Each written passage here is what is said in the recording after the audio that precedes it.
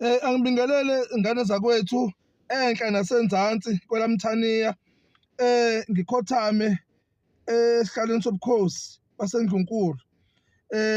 Ngane zakwethu ngithi angiveze lokhu okhulumayo uMondli uThulani wakaNcayiyane ozalwa uMasikhosana kwaMaci ngaphansi kwenkosi uMaci esigodini saseNyanisweni.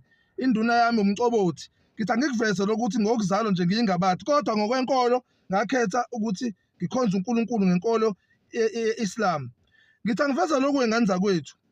Imithingi esabanayo nomdidiyelo wamabutho wakwamandlakazi, ubhuti wethu omdala uPhakela uMthakathi, uNkosikhona wakwaNdabandaba, kanye nabafundisi babantu abamnyama bamaSulumane eSouth Africa nabafundisi bomdabu bamaNdiya nabamakhaladi abakhona eSouth Africa abazalwe la kuleli lizwe. Le mithingi sayenza 7 days before kufike umhla ka-30 June, sasenza umhla ka-23 eThekwini.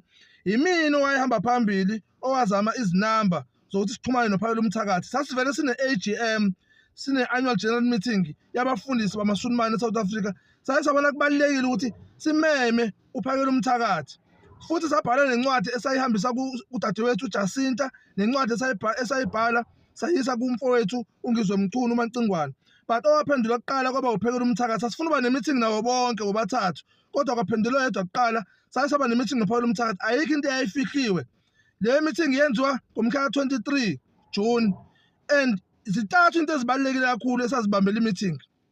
Eyokuqala eyokuthi sasicela ukuthi i-march and march ayenziwe ngokuthula, kungabikho ukuchitheka kwegazi, ngoba akubi mnandi uma sekuchitheka igazi labantu abamnyama, whether noma nabantu noma ikephi nje igazi lokuchitheka kwegazi. Sasithe sicela uPhakela uMthakathi ukuthi i-march iyenziwa kungabikho ukuchitheka kwegazi. Esibili esayisho futhi vele abayipromote into yokuchitheka kwegazi, i-march and march nensizwa nobunsiza abapromote no, but sasicela ukuthi i-march yenziwe ngokuthula. Esibili sasicelile ukuthi amaSulumane esasihleli nawo anamabhizinisi anezitolo ayethe abantu bokufika azobadedela bahambe ezitolo zabo nama-factory nasemagaraji bese kuqashwa abantu bokuzala abala eSouth Africa.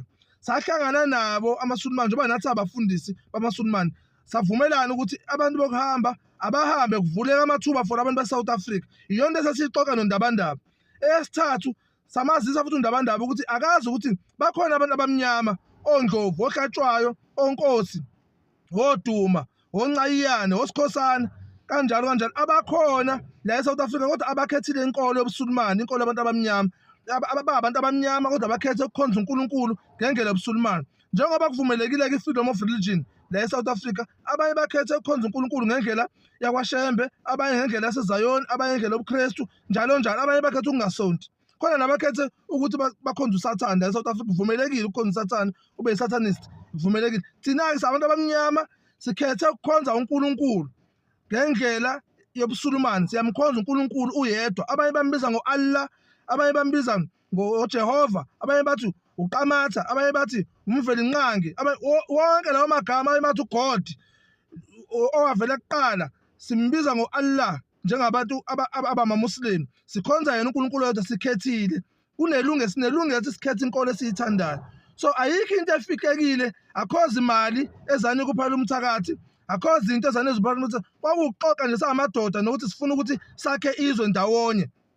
AmaSulumane a-recognize ukuthi kukhona ama-mistake abawenzile ukuthi baqasha abantu ngaphandle. So ngayo lasuku savumelana ukuthi abantu ngaphandle abadedele bahambe kuqashwa abantu eSouth Africa. Ngithi angiyicacise le ngoba kuney'nkulumo ezikhona ku-social media, whether zenziwe uyena umfowethu umfokaMancinza noma zenziwe abanye abazenza yena asazi, kodwa kwethu ukuzokhanyisa nje sicacise njengabaholi ukuthi sikhona samaSulumane amnyama eSouth Africa.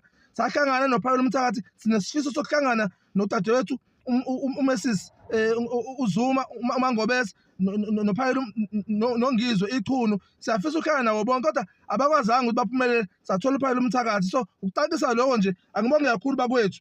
Into esiyishoyo sithi abahambe, asijiki lapho njengabafundisi abamnyama bamaSulumane eSouth Africa. Asijiki sithi abahambe abantu bayolungisa amazwe abo, sisaye nathi silungise izwe lethu. Inkolo ye-Islam ayikukhuthazi ukucindezelwa kwabantu. Inkolo ye-Islam ayikukhuthazi ukuthi kudlalwe ngabantu. siyakhuluma namaSulumane siyawatshela ukuthi awayeke izinto ezimbi ezingcolile azenzayo kubantu bakithi, siyawatshela day and qho, siyawatshela. Sithi abantu abahambe balungisa amazwi abo, namaSulumane ayocindezela abantu, athisa abantu njengabantu hayi njengezinja. Ngifuna ukuthi kuvele lokho, singakufiki, asikufiki lokho. Angibonge kakhulu bakwethu, uNkulunkulu abe nani, amathonga abe nani, noma yini okholela kuyona, le nto okholela kuyona ayibe nayo ifezekise amaphupho ethu, silungise izwe lethu. Hlangana mntu omnyama, hlangana mntu omnyama. Siyabonga.